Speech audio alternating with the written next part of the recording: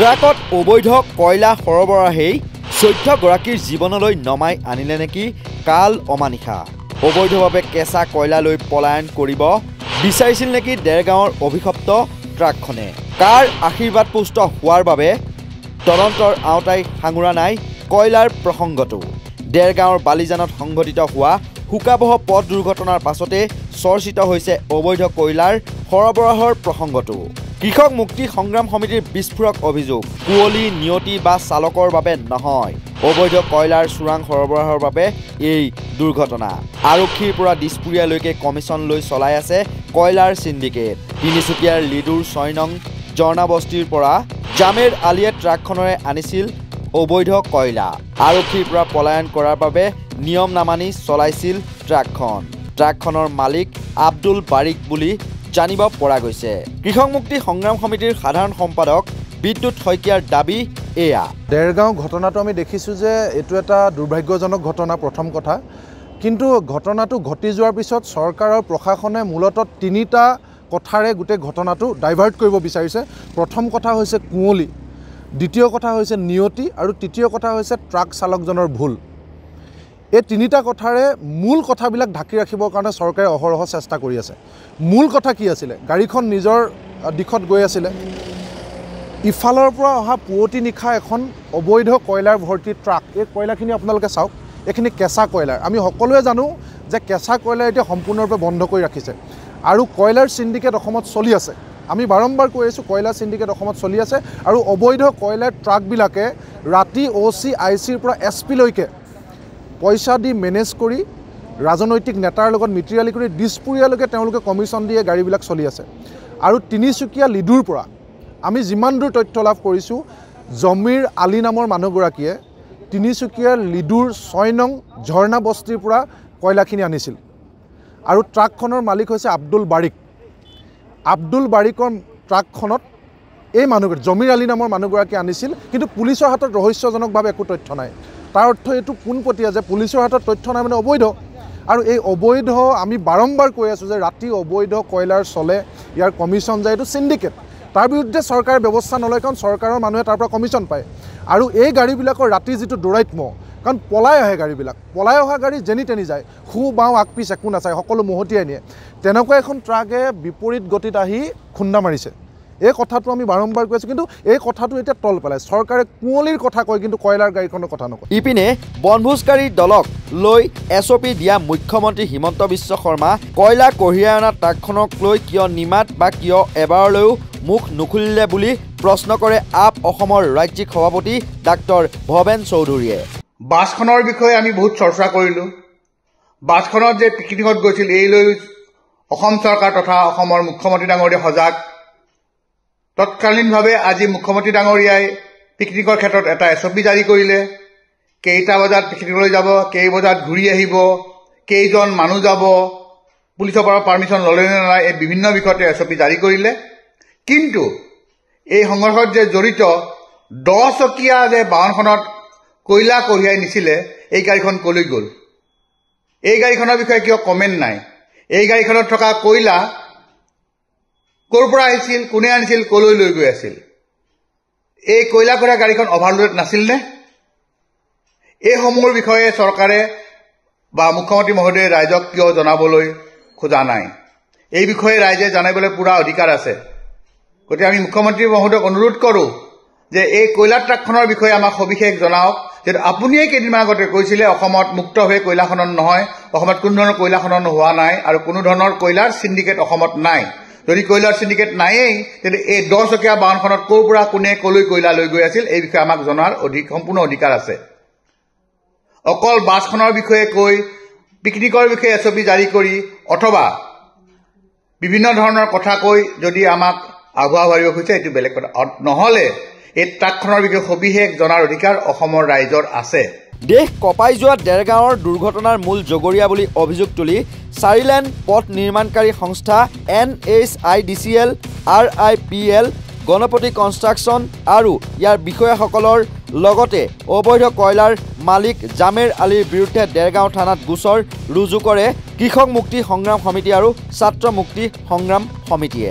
আমি ছাত্ৰ মুক্তি সংগ্ৰাম সমিতি আৰু কৃষক মুক্তি সংগ্ৰাম সমিতি এই যেতিয়া 4 লেনযুক্ত ৰাস্তাৰ ঘাইপথ নিৰ্মাণৰ কাম আৰম্ভ হৈছিল সেই সময়ৰ পৰা আচলতে কাম আৰম্ভ হোৱাৰ পাছৰ পৰা আমি কৈ আহিছিল যে এই কামসমূহ আচলতে সাইন্টিফিক হোৱা নাই, ইয়াত কাৰিকৰী দিশত বহুতখিনি ভুল আছে আৰু যাৰ বাবে আচলতে সঘনে অতীজৰে পৰা দেৰগাঁৱত অতি সোনকালেই আচলতে দুৰ্ঘটনা সংঘটিত হৈ আহিছিল। যাৰ পৰিপ্ৰেক্ষিততে 3 তাৰিখে পুৱতি নিশা যোনখন আচলতে বসা ভৰুলোৱা গাঁৱৰ পৰা এখন বাছ আহি আছিল আৰু সেই বাছখনৰ আচলতে দুৰ্ঘটনা সংঘটিত হৈ থিতাতে 12জন লোকে নিহত হ'বলগীয়া দৰে এক দুৰ্ভাগ্যজনক ঘটনা সংঘটিত হৈছিল। আৰু এই সমগ্ৰ ঘটনাটোৰ আমি কৃষক মুক্তি সংগ্ৰাম সমিতি ছাত্ৰ মুক্তি সংগ্ৰাম সমিতিয়ে পূৰ্বৰ পৰাই কৈ আছো ইয়াত সম্পূৰ্ণৰূপে দায়ী NHIDCL, RIPL আৰু গণপতি কনষ্ট্ৰাকশ্যন আচলতে যোনকেইটা নিৰ্মাণকাৰী সংস্থা আছে। গতিকে আমি ছাত্ৰ মুক্তি সংগ্ৰাম সমিতি আৰু কৃষক মুক্তি সংগ্ৰাম সমিতিয়ে গণপতি কনষ্ট্ৰাকশ্যন, NHIDCL আৰু RIPL ৰ লগত জড়িত আচলতে যোনকেইজন ব্যক্তি আছে তেখেতসকলৰ যোনজন NHIDCL ৰ আপোনাৰ কাৰ্যবাহী সঞ্চালক পংকজ সিং, ওম প্ৰকাশ শৰ্মা তেখেত MD, RIPL ৰ ইমৰান আনচাৰী তেখেত পৰিচালক,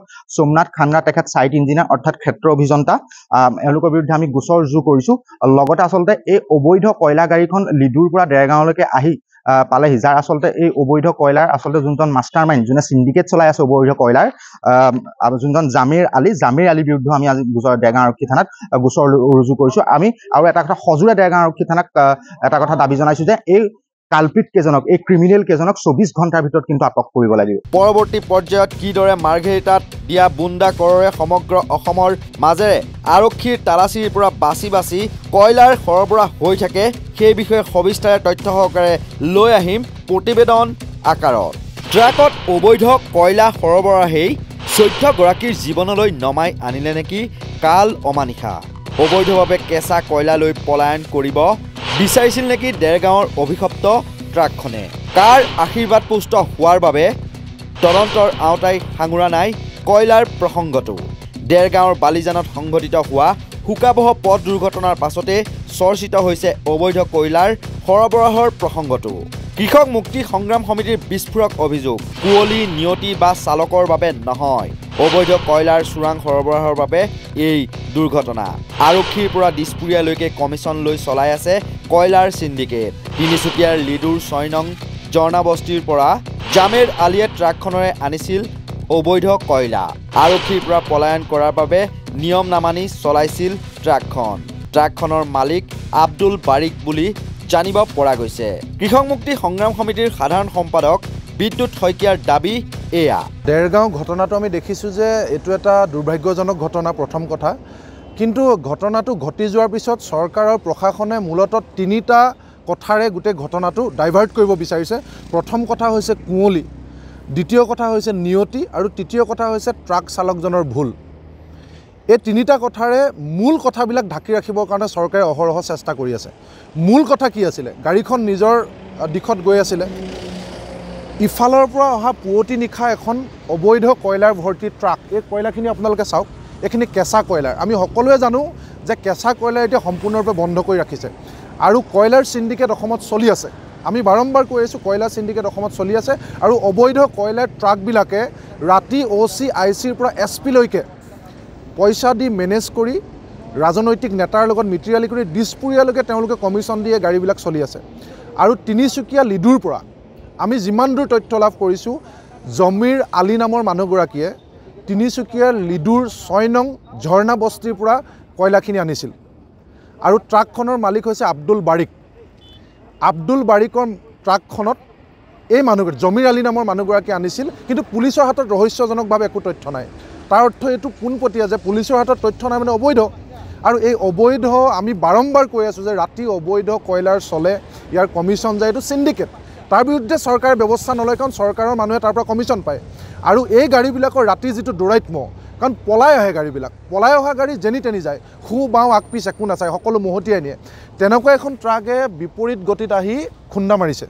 এই কথাটো আমি বাৰম্বাৰ কৈ আছোঁ, কিন্তু এই কথাটো এতিয়া তল পেলায়। চৰকাৰে কুঁৱলীৰ কথা কয় কিন্তু কয়লাৰ গাড়ীখনৰ কথা নকয়। ইপিনে বনভোজকাৰী দলক লৈ SOP দিয়া মুখ্যমন্ত্ৰী হিমন্ত বিশ্ব শৰ্মা কয়লা কঢ়িয়াই অনা ট্ৰাকখনক লৈ কিয় নিমাত বা কিয় এবাৰলৈও মুখ নুখুলিলে বুলি প্ৰশ্ন কৰে আপ অসমৰ ৰাজ্যিক সভাপতি ডাক্তৰ ভৱেন চৌধুৰীয়ে। বাছখনৰ বিষয়ে আমি বহুত চৰ্চা কৰিলোঁ। বাছখনত যে পিকনিকত গৈছিল এই লৈ অসম চৰকাৰ তথা অসমৰ মুখ্যমন্ত্ৰী ডাঙৰীয়া সজাগ। তৎকালীনভাৱে আজি মুখ্যমন্ত্ৰী ডাঙৰীয়াই পিকনিকৰ ক্ষেত্ৰত এটা SOP জাৰি কৰিলে। কেইটা বজাত পিকনিকলৈ যাব, কেই বজাত ঘূৰি আহিব, কেইজন মানুহ যাব, পুলিচৰ পৰা পাৰ্মিশ্যন ল'লে নে নাই, এই বিভিন্ন বিষয়তে SOP জাৰি কৰিলে। কিন্তু এই সংঘৰ্ষত যে জড়িত 10 চকীয়া যে বাহনখনত কয়লা কঢ়িয়াই নিছিলে, এই গাড়ীখন কলৈ গ'ল? এই গাড়ীখনৰ বিষয়ে কিয় কমেণ্ট নাই? এই গাড়ীখনত থকা কয়লা ক'ৰ পৰা আহিছিল, কোনে আনিছিল, কলৈ লৈ গৈ আছিল? এই কয়লা কঢ়িয়া গাড়ীখন অভাৰলোডেড নাছিল নে? এইসমূহৰ বিষয়ে চৰকাৰে বা মুখ্যমন্ত্ৰী মহোদয়ে ৰাইজক কিয় জনাবলৈ খোজা নাই? এই বিষয়ে ৰাইজে জানিবলৈ পুৰা অধিকাৰ আছে। গতিকে আমি মুখ্যমন্ত্ৰী মহোদয়ক অনুৰোধ কৰোঁ যে এই কয়লা ট্ৰাকখনৰ বিষয়ে আমাক সবিশেষ জনাওক। যিহেতু আপুনিয়ে কেইদিনমান আগতে কৈছিলে অসমত মুক্তভাৱে কয়লা খনন নহয়, অসমত কোনো ধৰণৰ কয়লা খনন হোৱা নাই আৰু কোনো ধৰণৰ কয়লাৰ চিণ্ডিকেট অসমত নাই। যদি কয়লাৰ চিণ্ডিকেট নায়েই, তেন্তে এই 10 চকীয়া বাহনখনত ক'ৰ পৰা কোনে কলৈ কয়লা লৈ গৈ আছিল, এই বিষয়ে আমাক জনাৰ সম্পূৰ্ণ অধিকাৰ আছে। অকল বাছখনৰ বিষয়ে কৈ পিকনিকৰ বিষয়ে SOP জাৰি কৰি অথবা বিভিন্ন ধৰণৰ কথা কৈ যদি আমাক আগুৱা ভাবিব খুজিছে, এইটো বেলেগ কথা। নহ'লে এই ট্ৰাকখনৰ বিষয়ে সবিশেষ জনাৰ অধিকাৰ অসমৰ ৰাইজৰ আছে। দেশ কঁপাই যোৱা ডেৰগাঁৱৰ দুৰ্ঘটনাৰ মূল জগৰীয়া বুলি অভিযোগ তুলি 4 লেন পথ নিৰ্মাণকাৰী সংস্থা NHIDCL, RIPL, গণপতি কনষ্ট্ৰাকশ্যন আৰু ইয়াৰ বিষয়াসকলৰ লগতে অবৈধ কয়লাৰ মালিক জামেৰ আলীৰ বিৰুদ্ধে ডেৰগাঁও থানাত গোচৰ ৰুজু কৰে কৃষক মুক্তি সংগ্ৰাম সমিতি আৰু ছাত্ৰ মুক্তি সংগ্ৰাম সমিতিয়ে।